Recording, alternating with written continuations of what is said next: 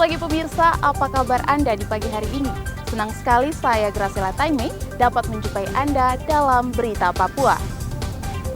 Sejumlah berita menarik dan teraktual telah berhasil dirangkum tim redaksi kami. Berikut 3 berita utamanya hari ini.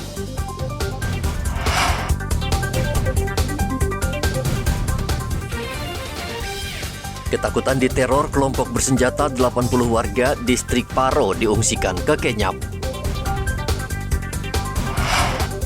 Belum menerima SK PNS, puluhan CPNS di Manokwari berunjuk rasa di kantor Gubernur Papua Barat. Harga minyak goreng subsidi mahal, Pemkab diminta rutin cek harga sembako di lapangan.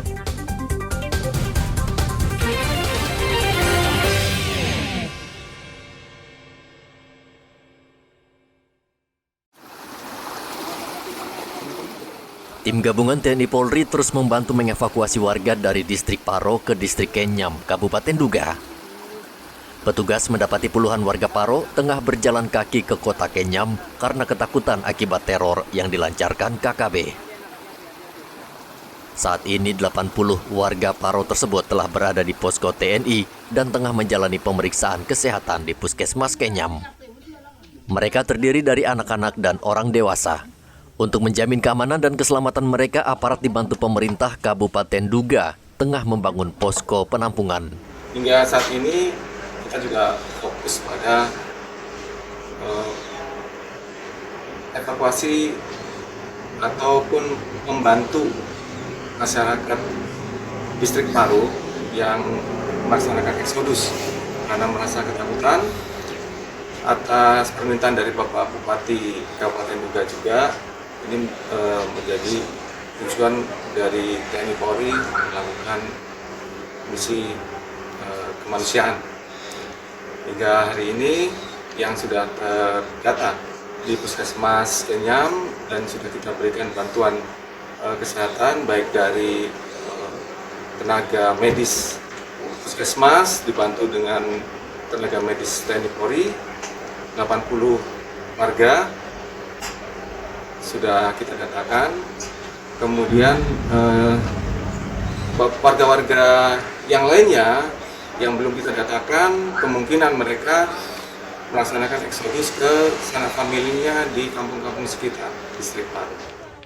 Polisi dan tentara sudah berhasil menguasai distrik Paro yang sebelumnya mencekam karena tak adanya aparat di sana. Sebelumnya, polisi dan tentara mendapat informasi adanya pengungsian warga asli dari distrik Paro ke distrik Kenyam. Warga berjalan kaki menembus medan berat karena khawatir nyawa mereka terancam akibat teror yang dilakukan KKB, pimpinan Egyanus Kogoya. Mereka berjalan kaki menembus hutan selama 8 hari untuk mencapai Kenyam dan jumlah mereka diperkirakan akan terus bertambah. Igo Batmomolin melaporkan dari Duga. Sudah 1 pekan pilot Susi Air Philips Max Martin belum diketahui keberadaannya. Aparat gabungan TNI Polri hingga kini masih terus melakukan pencarian semenjak pesawat Susi Air yang diterbangkannya dibakar KKB di distrik Paro, Kabupaten Duga, Provinsi Papua Pegunungan. Kapolres Duga AKBP Rio Alexander menduga saat ini pilot pesawat Pilatus Porter milik Susi Air tersebut disandera kelompok KKB pimpinan Egyanus Kogoya. Kemarin sudah kita melaksanakan evakuasi masyarakat Paro yang pindah ke kota Kenyam. Kemudian dari beberapa hasil investigasi dengan informasi yang kami kumpulkan, sudah hampir dapat dipastikan bahwa si pilot tersebut ada bersama-sama dengan Egyanus. Kondisinya masih dalam keadaan hidup.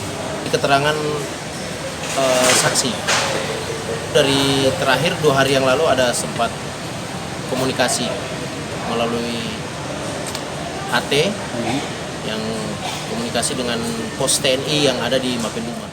Sementara itu Bupati Duga Namyagwi Jangge mengatakan pihaknya juga sedang melakukan pendekatan lewat tokoh adat dan masyarakat agar KKB menyerahkan pilot.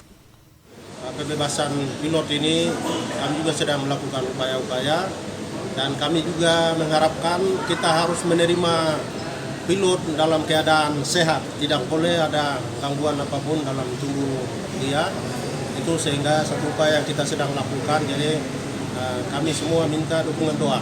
Jadi kita semua bekerja supaya dalam waktu yang tidak terlalu lama pilot itu bisa diserahkan. Menyangkut masyarakat yang dari Paro sudah tiga kali masuk, 3 kelompok. Jadi pertama kami terima, kedua dan ketiga kemarin. Dan itu kami sudah menyiapkan tempat untuk menampung mereka dan juga kebutuhan Bama dan lain sebagainya. Selasa pekan lalu, KKB pimpinan Egyanus Kogoya membakar pesawat milik Susi Air yang dikemudikan Philips Max Martin berkewarganegaraan Selandia Baru. Jaringan komunikasi yang terbatas serta medan yang berat menyulitkan aparat melacak keberadaan pilot. Igobat Momolin melaporkan dari Nduga, Papua Pegunungan.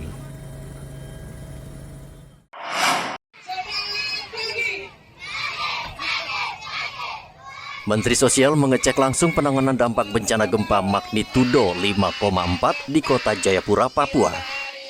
Pengungsi yang berada di tenda lapangan Gurabesi bertemu langsung dengan Mensos. Menteri Sosial juga menyerahkan bantuan bagi 4 ahli waris keluarga korban meninggal dunia.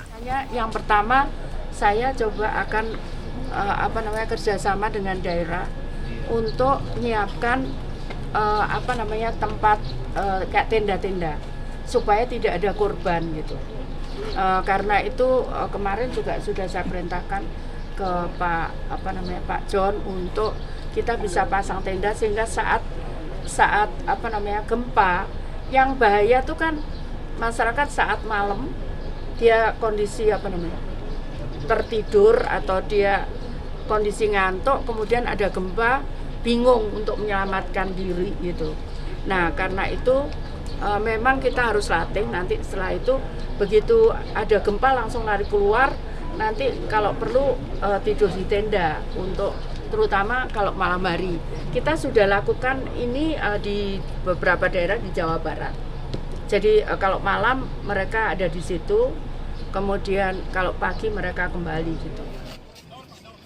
Ini saya tahu juga nih. Dalam penanganan bencana gempa bumi di kota Jayapura, Kementerian Sosial telah mengirimkan bantuan logistik darurat terdiri dari makanan untuk anak 1.000 paket, kasur 100 lembar, matras 500 lembar, dan tenda. Dari kota Jayapura, Papua, Arthur melaporkan.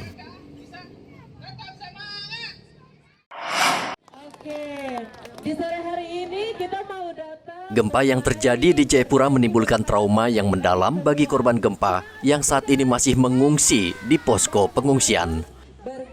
Saat ini mereka belum berani pulang karena takut dan peristiwa gempa sebelumnya masih membekas di diri mereka.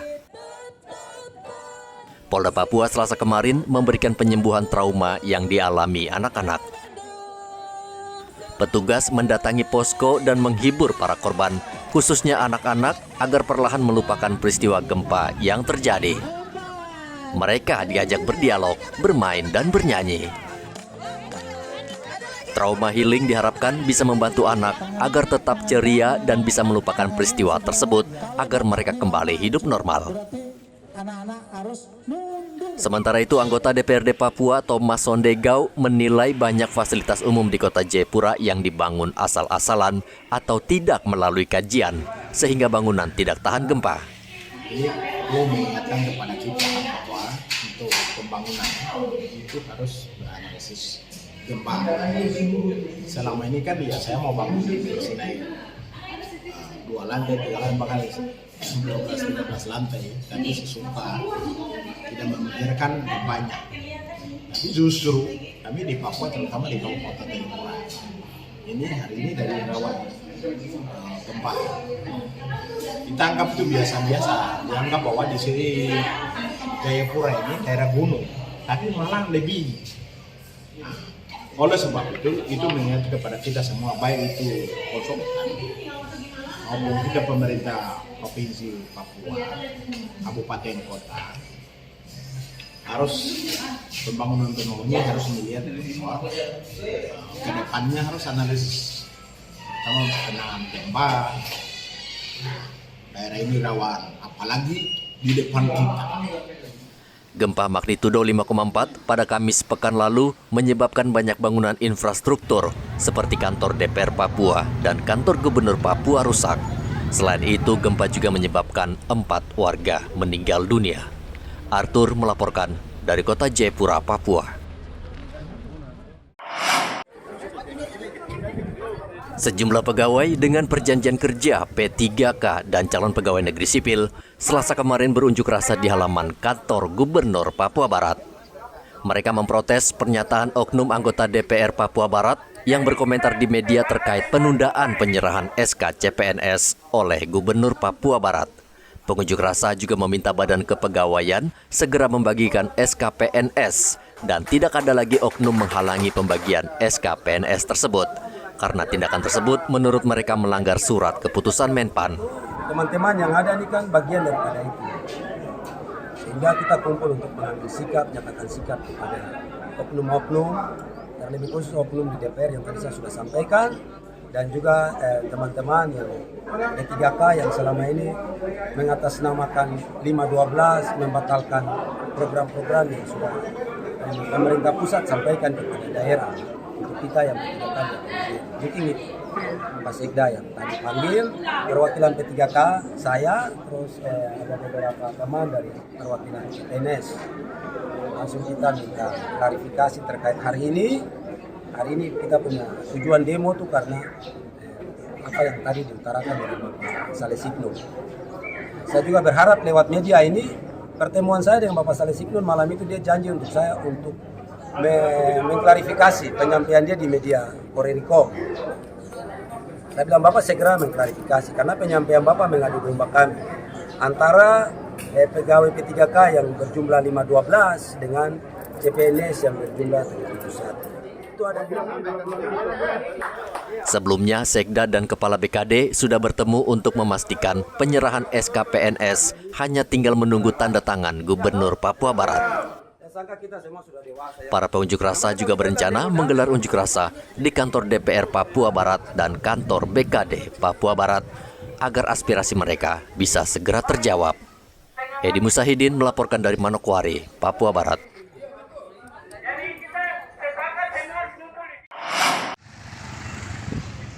Minyak kita yang disubsidi pemerintah semakin hari semakin sulit dicari di Merauke. Jika ada harga minyak kita ini di atas harga yang sudah ditetapkan pemerintah, yakni Rp14.000 per liter. Saat ini, harga minyak kita di tangan pedagang eceran dijual Rp17.000 per liter. Warga meminta pemerintah mengendalikan harga minyak goreng subsidi ini karena warga sangat membutuhkan. Biasanya ada yang 15, ada yang 16 juga. Iya, 16. Nah, Ibu, harapan ke Ibu ke pemerintah supaya seperti apa supaya harga minyak ini jangan naik, Bu? Pemerintah bisa perhatikan masyarakat yang masyarakat kecil seperti kita begini toh, kita kasih kurang harga minyak ini kan. Dipantau terus ya. Ya. Setali 3 uang, minyak tanah saat ini juga sulit didapatkan di Merauke selama 3 bulan terakhir, sehingga warga mulai melirik gas LPG sebagai pengganti. Salah satu agen LPG di Merauke mengaku penjualan LPG belakangan meningkat tajam, kenaikannya sekitar 5 hingga 10%, khususnya LPG kemasan 12 kg. Muhammad Ridwan melaporkan dari Merauke, Papua Selatan. Cuaca buruk disertai ombak tinggi mencapai lebih dari 2 meter kembali melanda perairan Merauke, selatan Papua. Kondisi tersebut membuat para nelayan tidak berani melaut untuk mencari ikan. Dampaknya, harga ikan di Pasar Wamanggu sulit didapat. Lapak-lapak penjual ikan yang biasanya dipenuhi beragam jenis ikan laut tampak kosong, sehingga banyak warga yang kecewa. Kalaupun ada, harga ikan laut sangat mahal. Ikan kuru misalnya saat ini dijual Rp150.000 per ikat. Padahal saat normal, harga ikan ini hanya Rp50.000 per ikat. Ikan apa nih? Ikan, namanya ikan kuru. Ikan kuru, ikan laut Merauke ya? Iya. Beli harga berapa, Ibu? Ya, tergantung. Iya, ini berapa harganya, Ibu? Yang saya beli tadi 165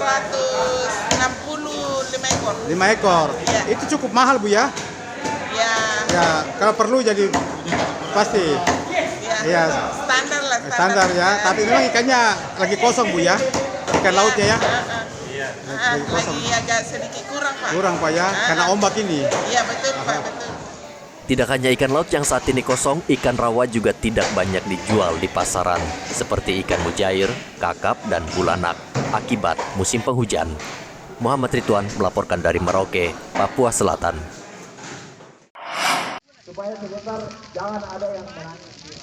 Pamor lato-lato belum surut. Hingga saat ini permainan lato-lato masih digemari orang, termasuk di Merauke. Belum lama permainan lato-lato kembali dilombakan di halaman kantor Bupati Merauke. Ratusan anak ini ikut mendaftar hingga panitia lomba kewalahan mengatur anak-anak ini karena membludak. Sebagian anak-anak ini mengaku sudah berlatih untuk menjadi juara dalam lomba lato-lato ini. Sudah berapa kali? Satu kali. Pernah dapat juara berapa? Gugur ya. Oh, ini untuk persiapan lomba ini kamu sudah persiapkan? Sudah latihan? Iya. Berapa lama latihan, Reza? 10 menit ya. Itu tidak jalan terus, tidak batal. Tidak ya. Sudah berapa kali ikut lomba lato-lato ini? 2 kali. 2 kali. Yang pertama di mana? Di Muli Bogensi. Oh, kamu juara berapa waktu itu? Nggak dapat. Nggak dapat ya. Nah, ini sekarang di kantor Bupati dalam Keharuan Kota Merauke. Kamu ada persiapan ini? Persiapan ada? Ada persiapan. Kamu bisa main sampai berapa menit nggak mati? Sampai 20 menit. 20 menit ya. Kamu senang ikut lomba ini? Senang? Senang. Senang ya. Lato-lato saat ini sangat populer khususnya di kalangan anak-anak. Permainan ini sangat sederhana, murah, dan cukup menantang. Tidak heran lato-lato digemari, padahal permainan ini pernah populer puluhan tahun yang lalu. Muhammad Ridwan melaporkan dari Merauke, Papua Selatan. Saat ini stok darah di PMI Merauke sangat kurang dan kondisi ini sangat memprihatinkan. Selasa kemarin puluhan siswa SMK Negeri 1 Merauke menggelar aksi donor darah untuk membantu kekurangan stok darah PMI. Rencananya sih kita targetnya 20-an lebih lah. Motivasi kamu ini untuk donor darah seperti apa? Untuk membantu masyarakat yang kekurangan darah. Memang selama ini kamu tahu bahwa masyarakat Merauke kurang darah? Ya mungkin seperti itu dari PMI atau untuk membantu sajalah kalau ada yang kekurangan. Berapa banyak targetnya nih Bu? Minimal 20 orang, mungkin maksimal sampai 40-an. 40 orangnya. Ibu, jelas bahwa hasil donor darah ini akan diserahkan ke PMI kan? Iya. Nah, motivasinya seperti apa Ibu untuk diserahkan ke PMI ini? Pastinya kita mau membantu orang-orang yang membutuhkan darah karena biasanya banyak di forum-forum itu mencari darah. Jadi kita mau membantu mereka. Kegiatan donor darah ini dilangsungkan dalam rangka HUT SMK Negeri 1 ke-51 tahun. Dalam aksi donor darah ini terkumpul puluhan kantong darah yang akan disumbangkan ke PMI Merauke dan disalurkan ke 3 rumah sakit. Muhammad Ridwan melaporkan dari Merauke, Papua Selatan. Pemirsa, informasi tadi sekaligus mengakhiri jumpa kita pada pagi hari ini.